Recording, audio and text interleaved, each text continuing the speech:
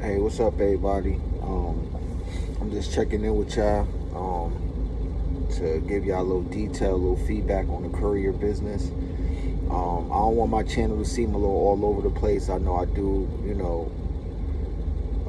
have music, just different sorts of things of entertainment when it comes to music and, just things as far as like the hip hop side. But I also do courier work.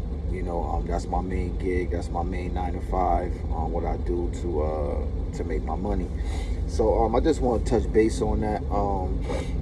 With the courier business, I know a lot of people be trying to get into it, and it's not a bad thing. And I'm not posting this video to discourage anybody. I'm just giving my experience and my point of view on it. I've been doing it for like the past like 4 months. With a company. I don't want to say their name because I don't want to give them a bad look. They're okay company, probably up and down as any other company. And they say within this courier game, it's a hustle. You know what I mean? And I get it to a certain extent because it's like, yeah, you're working for yourself, but at the same time, you don't want to be all over the place. You know what I mean? You want something that, you probably have a set schedule with one thing.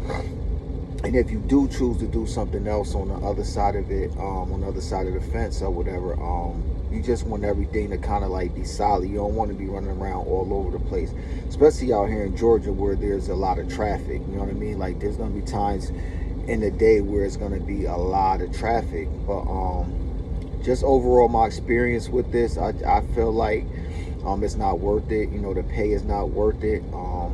They don't pay you by mileage.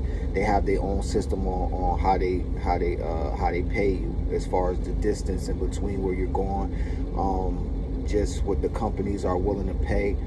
And I just feel like it's not good because it's like, I understand like you may be in competition with other courier places and stuff like that, but I feel as though like when you're an independent contractor, you have a lot to worry about. You know what I mean? You have insurance, you have maintenance on your vehicle, you have fuel.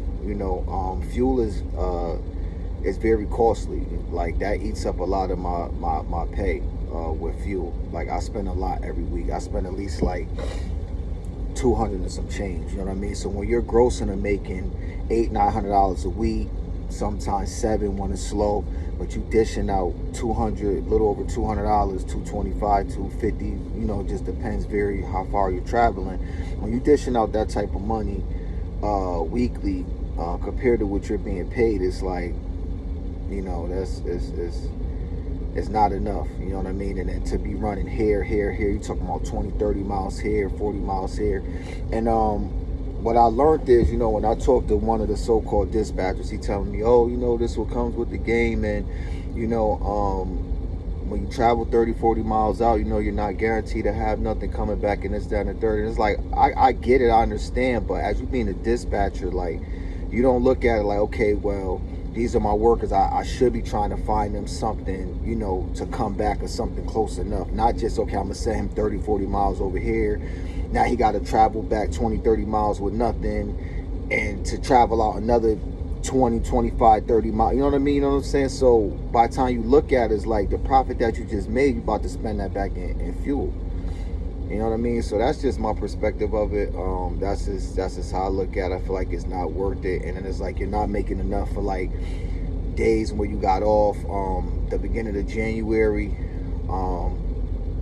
was pretty slow. You know what I mean? So if you're not making enough money to put up for these days that is slow, 2-3 days when there's no work coming in, it's like, what do you do to really make up for them days? You know what I mean? So now it's like you got to try to hustle around and find other ways and means of making income. And like I said, once again, I understand when you're an independent contractor, but I just feel as though personally, like the pay rate should be a little more, due to the fact of, you got to have good customer service skills, dealing with people. I know with this courier place that I run with, we deal with medical supplies. And, we gotta, these medical supply boxes be heavy, you know what I mean? And you get 50, 60 at a time. You may take out, two pallets, and you gotta bring these up into people's homes, put them where they want them at, you know what I mean? And that could be very like strenuous, like, like it's a lot of work.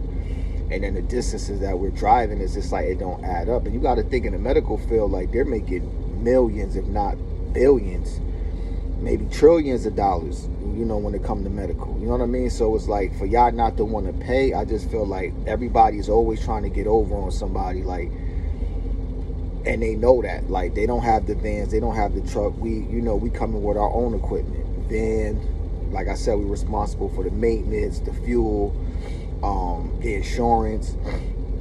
So you could just imagine with that, and then you got your own personal bills. And you know, I had a box truck before, and I was doing pretty well too. But you know, that's a whole nother story. But you know, that's cost efficient too. Like that's why I left out of the box truck game, because of the overhead. You know what I mean? Like government want to charge you every so often for something, and every time you turn around, you get charged for a fee.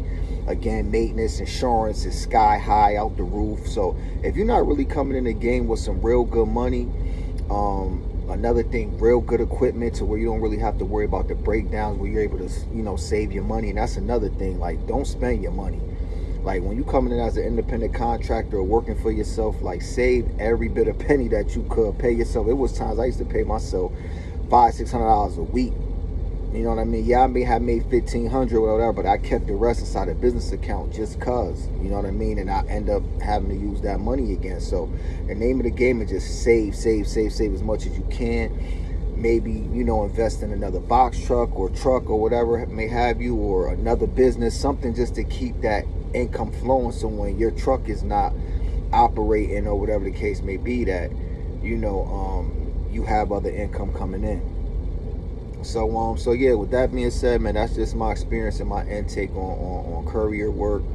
You know, like I said, this is not to discourage everybody. Everybody, you know, path and journey is different, experience is different, drive is different. Like I said, I know my drive is really good, but for me, it don't make no sense to really kind of like deal with two courier places and try to juggle the two when you out there in the road and traffic, you 20-30 miles over here, so you to try to call and book something with this, and it's just too much. You know what I mean? Like you should be able to make out good with one company, and I just feel like they need to, you know, bump up their rates.